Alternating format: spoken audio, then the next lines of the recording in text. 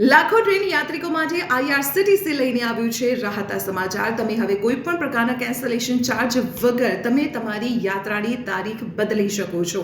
નમસ્કાર, હું છું દીપાલી. રોજ લાખોની સંખ્યામાં લોકો ટ્રેન દ્વારા મુસાફરી કરતા હોય છે અને તેમાં જ્યારે લાંબી યાત્રાની મુસાફરી કરવાની હોય ટ્રેન મારફતે અને તેમાં જો કોઈ કારણસર તમે ટ્રેન ચૂકી જવાના હો કે કોઈ કારણસર તમારી યાત્રા કેન્સલ થવાની હોય ત્યારે તમારે કેન્સલેશન ચાર્જીસ ચૂકવવો પડતો હોય છે તમારી ટિકિટ પર. અને આ ચાર્જીસ ઘણી વખત 25%, 50% કે પછી ટિકિટની સંપૂર્ણ રકમ પણ હોઈ શકે છે. પરંતુ હવે તમે તમારી આ કેન્સલેશન ચાર્જીસથી બચી શકો છો. ભારતીય રેલવે વિભાગ એક એવો નિર્ણય લેવા જઈ રહી છે કે આવી પરિસ્થિતિમાં તમને એક વિકલ્પ આપવામાં આવશે.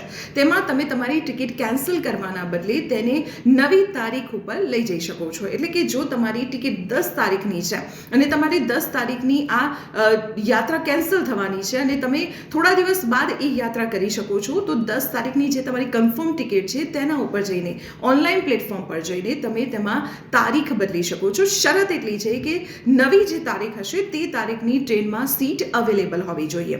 આ પ્રકારે તમે એક મોટા કેન્સલેશન ચાર્જીસથી બચી શકો છો. દુનિયામાં ઘણા એવા દેશો છે કે જ્યાં આ પ્રકારની ફ્લેક્સિબલ ટિકિટિંગની વ્યવસ્થા છે.